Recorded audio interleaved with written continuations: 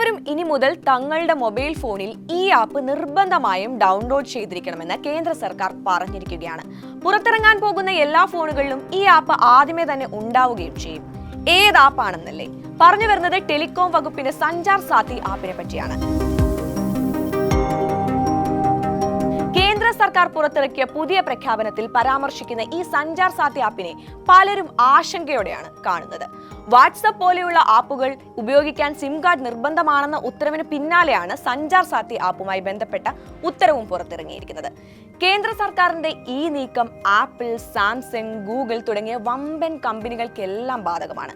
Cyber സുരക്ഷയ്ക്കായാണ് ഇങ്ങനെ ഒരു തീരുമാനമെന്ന് സർക്കാർ ആവശ്യപ്പെടുമ്പോഴും ജനങ്ങളിൽ എന്തുകൊണ്ടാവും ആശങ്ക ഒഴിയാത്തത്? അതിനു മുൻപായി എന്താണ് ഈ ആപ്പ് എന്ന് അറിഞ്ഞിരിക്കേണ്ടതുണ്ട്. 2023 മെയ് മാസത്തിലാണ് കേന്ദ്ര സർക്കാർ സഞ്ചാർ സാത്തി പോർട്ടൽ ആരംഭിക്കുന്നത്. ഈ കഴിഞ്ഞ നവംബർ 28-നാണ് ഇനി മാർക്കറ്റിൽ ഇറങ്ങാൻ പോകുന്ന ഫോണുകളിലും നിർമ്മിക്കാൻ പോകുന്ന ഫോണുകളിലും ഇപ്പോൾ ഉപയോഗത്തിലിരിക്കുന്ന ഫോണുകളിലും കേന്ദ്ര സർക്കാരിന്റെ സഞ്ചാർ സാത്തി ആപ്പ് നിർബന്ധമാക്കുമെന്ന് അറിയിച്ച് ഉത്തരവ് പുറത്തിറങ്ങുന്നത്. പുതിയ മൊബൈലുകളിൽ സർക്കാരിന്റെ ഈ ആപ്പ് പ്രീ ഇൻസ്റ്റാൾ ചെയ്തിട്ടുണ്ടെന്ന് ഉറപ്പാക്കാൻ പ്രമുഖ സ്മാർട്ട് ഫോൺ കമ്പനികൾക്ക് ഉത്തരവനുസരിച്ച് 90 ദിവസത്തെ സമയവും നൽകിയിട്ടുണ്ട്. ഉപയോക്താക്കൾക്ക് ആപ്പ് പ്രവർത്തനരഹിതമാക്കാൻ കഴിയരുത് എന്നൊരു വ്യവസ്ഥയും ആദ്യം പുറത്തുവന്ന ഉത്തരവിൽ പറയുന്നുണ്ട്.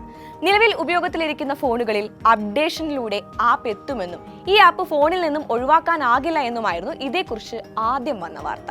വാർത്തയ്ക്ക് പിന്നാലെ ആപ്പിനെ ചൊല്ലി വലിയ വിവാദങ്ങളും ആശങ്കകളും ഒക്കെ ഉയരാൻ തുടങ്ങി. ആപ്പ് സ്വകാര്യതയിലേക്കുള്ള കടന്നുകയറ്റമാണെന്നും ഇതുപയോഗിച്ച് ആളുകളെ നിരീക്ഷിക്കാനാണോ പദ്ധതി എന്നും ചോദ്യങ്ങൾ ഉയർന്നു. നേരത്തെ തന്നെ പല സമൂഹ മാധ്യമങ്ങളിലൂടെയും കേന്ദ്ര സർക്കാർ സർവൈലൻസ് ശക്തമാക്കുന്നുണ്ട് എന്ന ആരോപണങ്ങൾ ഉയർന്നിട്ടുണ്ട്. പല പ്ലാറ്റ്ഫോമുകളും ഇതേക്കുറിച്ച് പരാതിയുമായി രംഗത്ത് വരികയും ചെയ്തിരുന്നു. ഏറെ വിവാദം സൃഷ്ടിച്ച പെഗാസസ് സർവൈലൻസ് സോഫ്റ്റ്വെയറിനെ കുറിച്ചുള്ള ചർച്ചകളും ഇപ്പോൾ വീണ്ടും നടക്കുന്നുണ്ട്. ഇത്തരത്തിൽ ആശങ്ക വർദ്ധിച്ചതോടെ വിശദീകരണവുമായി കേന്ദ്ര ടെലികോം മന്ത്രി ജ്യോതിരാദിത്യ സിന്ധ്യ രംഗത്തെത്തി.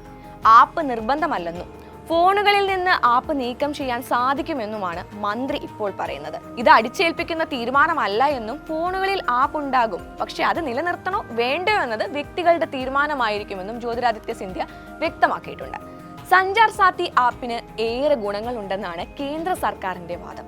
വ്യാജ ഫോണുകൾ തടയുക എന്നതാണ് ഇവരുടെ ഒന്നാമത്തെ ലക്ഷ്യം. അതായത് ഒരേ IMEI നമ്പർ ഒന്നിലധികം ഫോണുകളിൽ പ്രവർത്തിക്കുന്നത് സുരക്ഷാ ഭീഷണിയാണ്. ഇപ്രകാരം ചെയ്യുന്നത് ഒരു ജാമ്യമില്ലാ കുറ്റവുമാണ്. ഫോൺ നഷ്ടപ്പെട്ടാലോ മോഷണം പോയാലോ അത് ബ്ലോക്ക് ചെയ്യാനും കണ്ടെത്താനും ഈ സഞ്ചാർ സാത്തി ആപ്പ് സഹായിക്കുന്നുണ്ട്. ജനുവരിയിൽ ആരംഭിച്ച സഞ്ചാർ സാത്തി ആപ്പ് വഴി 7 ലക്ഷത്തിലധികം നഷ്ടപ്പെട്ട ഫോണുകൾ വീണ്ടെടുക്കാൻ കഴിഞ്ഞതായി സർക്കാർ കണക്കുകളിൽ വ്യക്തമാക്കുന്നുണ്ട്. ആപ്പിലൂടെ നിങ്ങളുടെ ആധാർ അല്ലെങ്കിൽ ID ഉപയോഗിച്ച് എത്ര സിം കാർഡുകൾ ആക്റ്റീവ് ആണെന്ന് അറിയാനും സാധിക്കും. കേന്ദ്ര സർക്കാർ ഇത്തരത്തിൽ ആപ്പിനെ കുറിച്ചുള്ള ഗുണങ്ങളെല്ലാം അവതരിപ്പിക്കുന്നുണ്ടെങ്കിലും ജനങ്ങളിൽ ആശങ്ക ഒഴിഞ്ഞിട്ടില്ല. ആപ്പ് അൺഇൻസ്റ്റാൾ ചെയ്യാനാകില്ല എന്ന തരത്തിലായിരുന്നു ആദ്യം വന്ന നിർദ്ദേശം എന്നതും ആശങ്കകൾ വർദ്ധിപ്പിക്കുന്നുണ്ട്.